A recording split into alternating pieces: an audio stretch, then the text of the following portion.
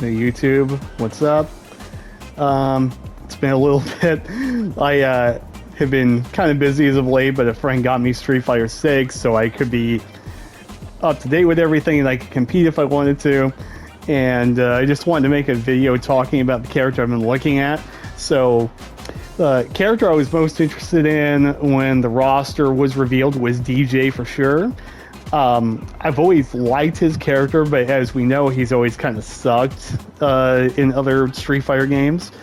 In this game, he seems very good and he's very interesting, but also, more importantly, in my opinion, this is the character that you pick if you're coming from Street Fighter V as a Sagat player. He's like the closest thing to a Sagat function in this game. He even has stand medium kick. This thing is just as impressive in this game as it is in Street Fighter V, pretty much. He has two really good anti-airs. He has back heavy kick. This thing is like, it never fails. You can pretty much react to anything. And it's an anti-air that restands, which I'll go into why that's nice. He has a charge DP in up kicks. And he's a interesting mishmash in this game of a motion and charge character, and that kind of puts him in a weird spot. So he's exactly the kind of character I like, which is I like characters that have really good buttons for playing footsies with, and they capitalize on mistakes with a lot of damage, like punishes and stuff like that. And they have alternative movement options. He has those, which we'll talk about in a minute. And they have oppressive stuff when they get you to the corner or when they bleed you dry resources. Deejay is a really good burnout character. If he burns you out, you're pretty much boned, so there's not much you're going to be able to do, especially if he corners you while you're burned out. And he does big damage off of stuns for no reason at all. He doesn't have to dump resources to do threatening damage. And he doesn't have to do that anyway, especially because his medium confirms. He gets like stand medium kick, crouch heavy medium punch into the heavy sobot, which leaves you point blank +2, and they have to take a throw or small combo. They have to guess there. If they try to drive impact, the light confirm will be out of the drive impact. If they try to jump, I don't even think they can jump out of that situation. But I haven't had anyone try to get out of it yet like that, so let's see. Yeah, they can't jump. So they're locked in place off a lot of hit confirms like this, too. Medium punch, light kick, heavy sobot. They take a strike throw right in their face. That's really good.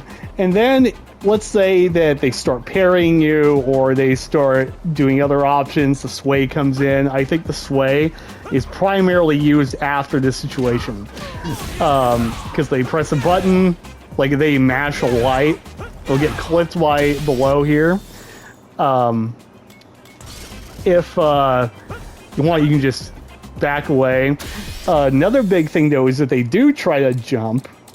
So if they do try to jump, the sway has the launcher here, and this is a really big reward anti-air on a hard read. This is like comparable to a Sagat stand heavy kick crush counter reward.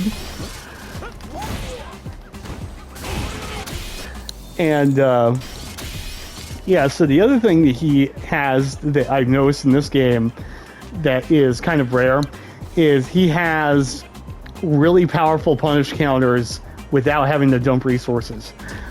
So, for example, just off a light, he gets this, but he actually gets more than that because he gets this. So you can do jab, crouch heavy punch, crouching medium punch afterward. This is kind of tight to do. And then he gets whatever ender he wants pretty much. So if he blocks something, a jab punches it, it hurts quite a bit.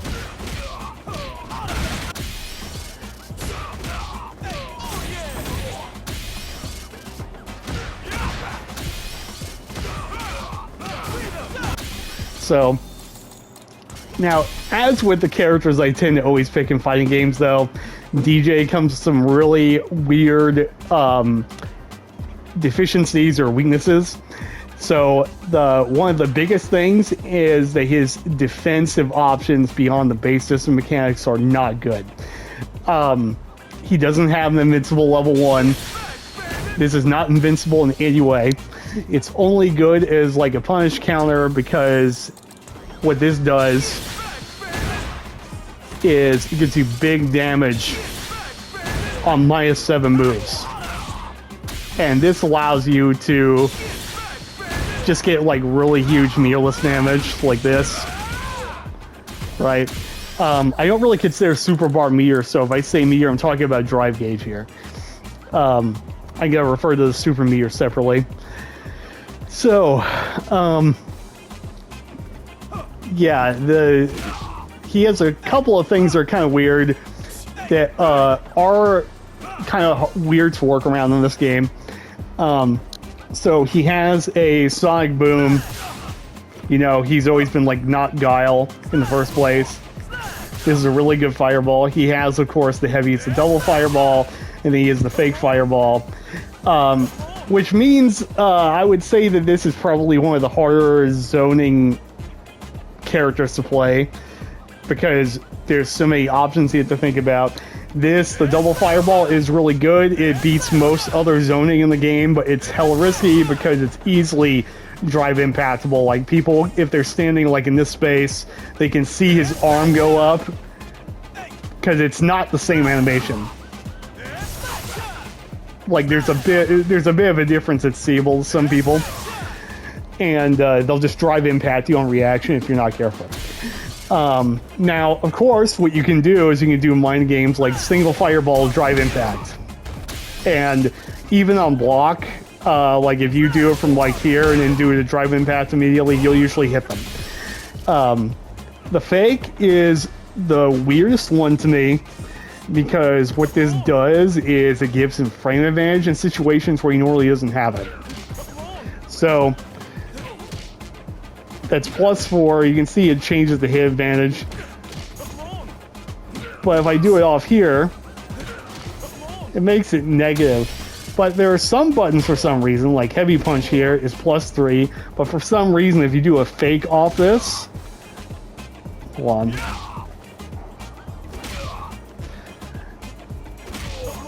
It becomes +5. So sometimes he gets combos where he normally doesn't get them, like this, even though this is really tight to execute.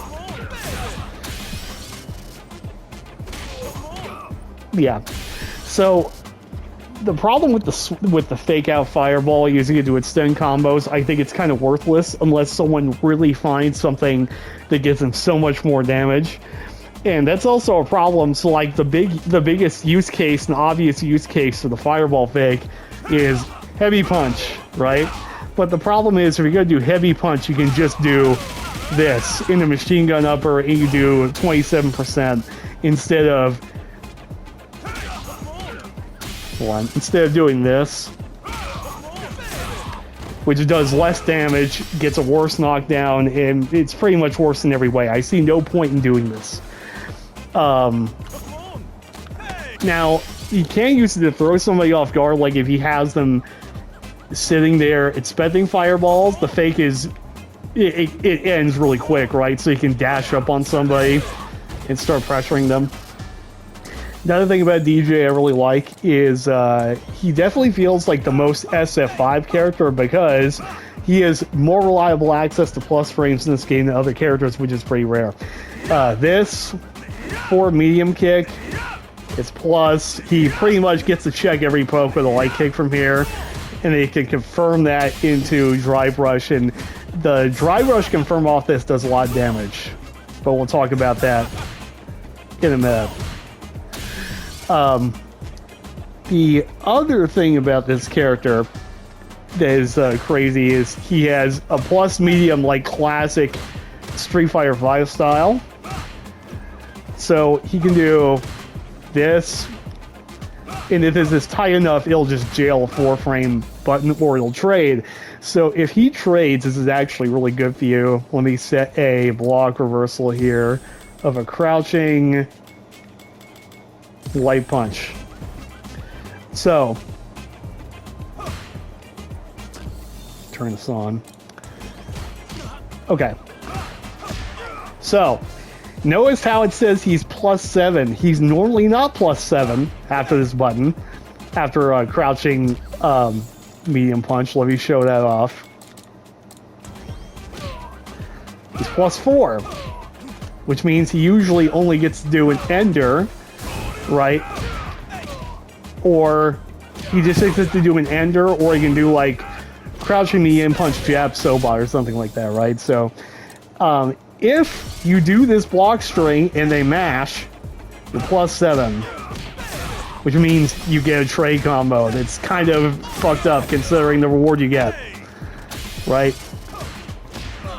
Just because you wanted to mash, he does 24% into a restand or whatever he wants to do.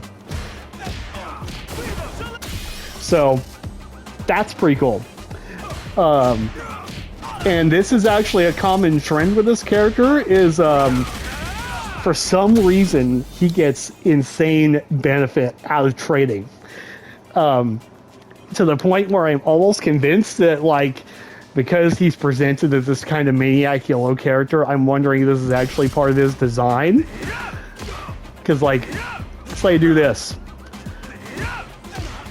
See if I can find something that'll hit here. So, if I do light kick here,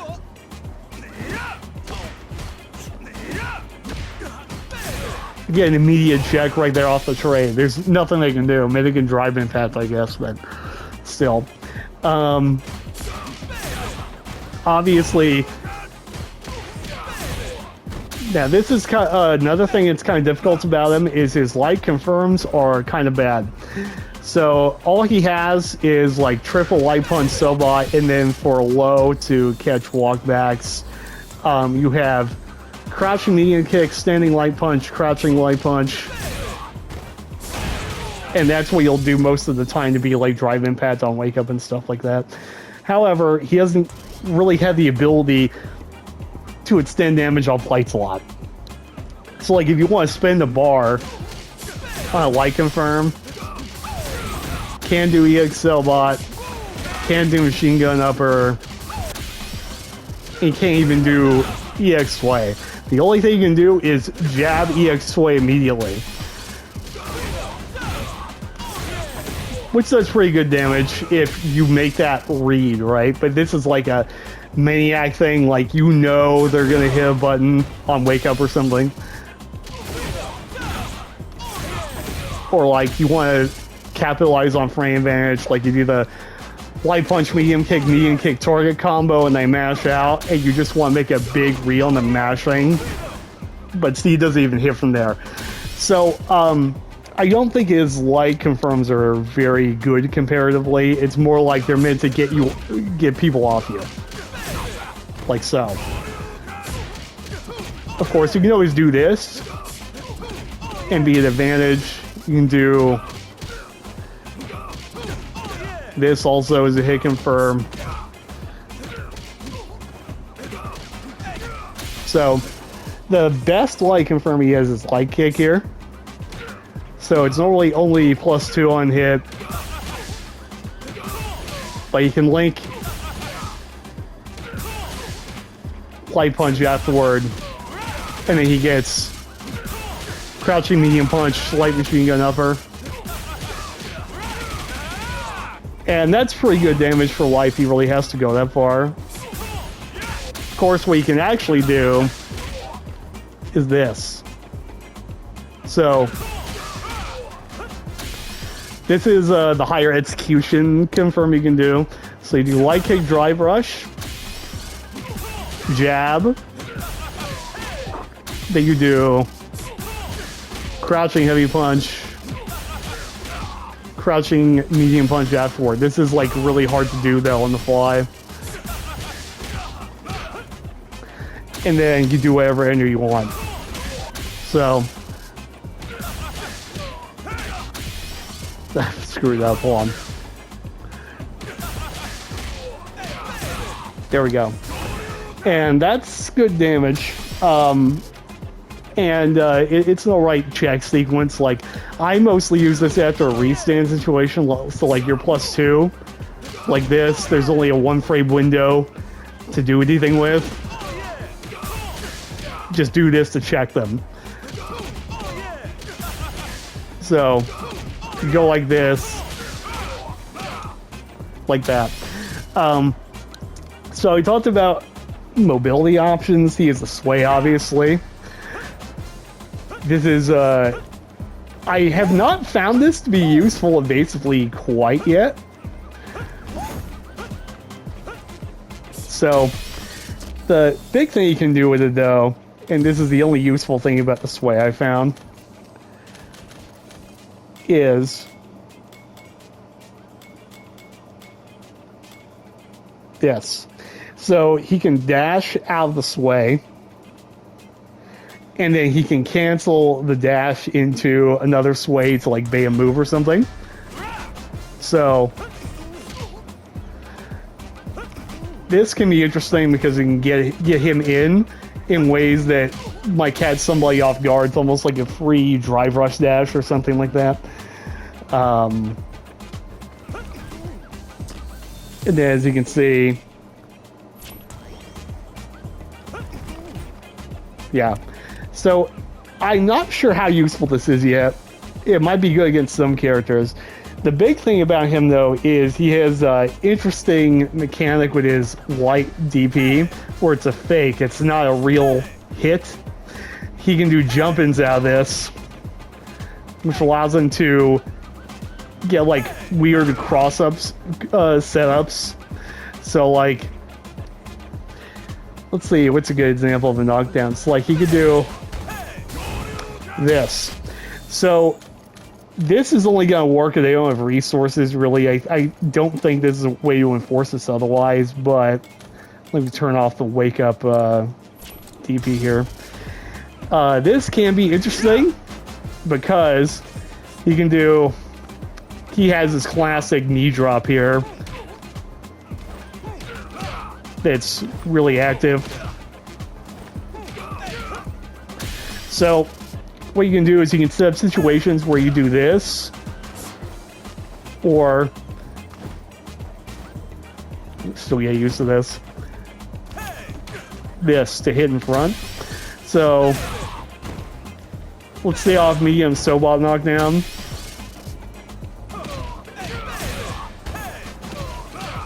Get potential cross up there. You can hit in front. So he has kind of a mixed element to him. So you either do this into this or... Yeah. So that's kind of interesting about him. But one of the big things I really like about this character is he's really rewarded on defense, and he's really resource efficient because of that. So one thing about him that I really dig as far as the way he works and what situations he benefits from is when he punishes things like DPs. So it's very rare for a character to break the 3,000 damage threshold off a heavy punish counter on DP without spending resources. Deejay does this super easy. And if he wants to, he can spend Drive Rush to do humongous damage, which is not bad. Or you can do EX Sway into this. So he does huge damage on punish counters in general. Like, that's this entire character. Like, if you hit this,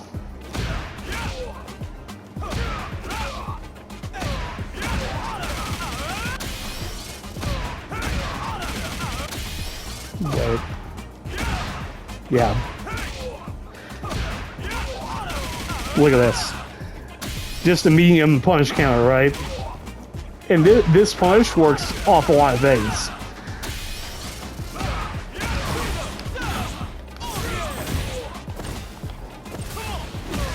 And then now I want to talk about drive rushing with this character because that's also kind of weird. So the go-to meaty feels like it's the forward medium kick. You actually get, if this hits just in any way, you get a good combo off it if they try to mash or something, but it's too slow sometimes. So like you'll see here, I'll set a wake up reversal again, but I'll make it a crouching light punch again, just like a mash, right? So he'll now do this. So, but once again, you see that? There's a trade. So,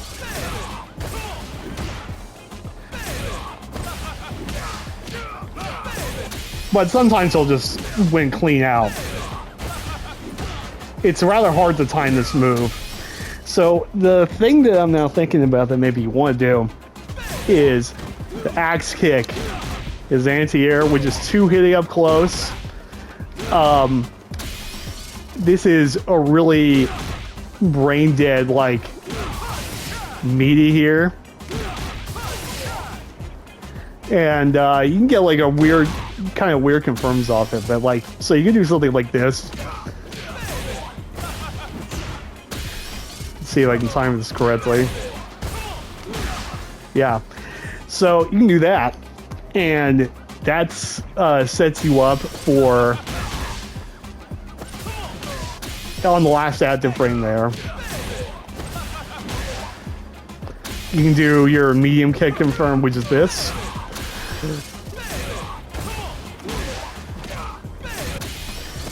If I can time it correctly and not screw it up.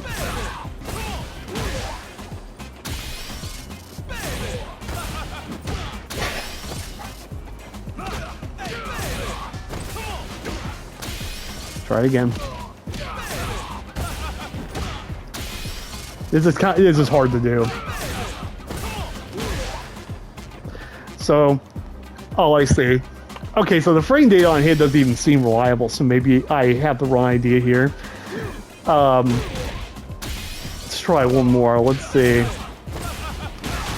There we go. So you get the classic double hitting version. I think this is safe on block. Let me check. Oh yeah. You're +9. See that? But I have a feeling you can duck this though. Let's see. No, this is just +9. Look at that.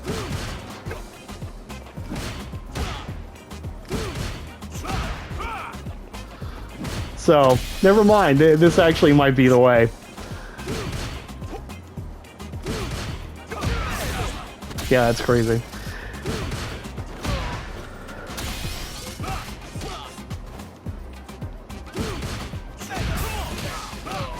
Okay. So, yeah, this might be the go-to meaty then, since it's literally +9. You can really fuck somebody up for trying to press here in the first place if they hit a jab. I wonder, let me try something here real quick on the fly. Oh yeah, okay. So you can do this. Oh yeah. Guys, this is kind of hard to time out, so give me a second. Oh yeah.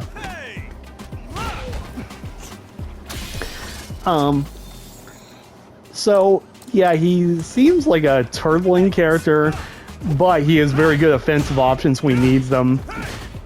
He has ridiculous normals. Stand medium kick, stand heavy kick is silly. He's got the slide. It's safe at tip range. This is kind of hard to space out though.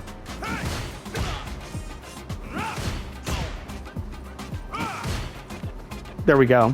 +12 there, you see. If it's spaced correctly, so.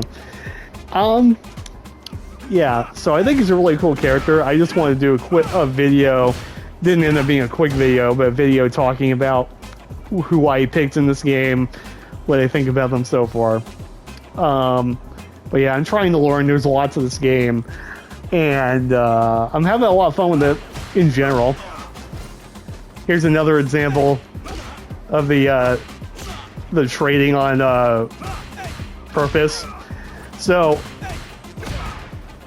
this, for some reason, off a jump in, just works.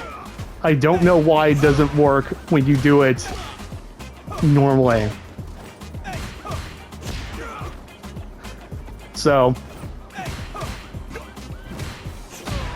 you can also do things like stand medium kick on block, and they press something. And another thing about him is he has target combos for like ranged punishes and stuff like that that make it easy for him to get something from certain spacings. This target combo in particular, medium punch, heavy kick, is interesting because it cancels into level 2. Just do the easy level 2 and you get 35% for it. So, yeah, I like this character a lot. I like the game a lot. I think I'm going to cut the video here and upload it and then stream here in a minute. So, when this video goes up, I'll be streaming over at twitch.tv/TrinityBulkFGC. So, I hope to see you guys there. I'll catch you guys there.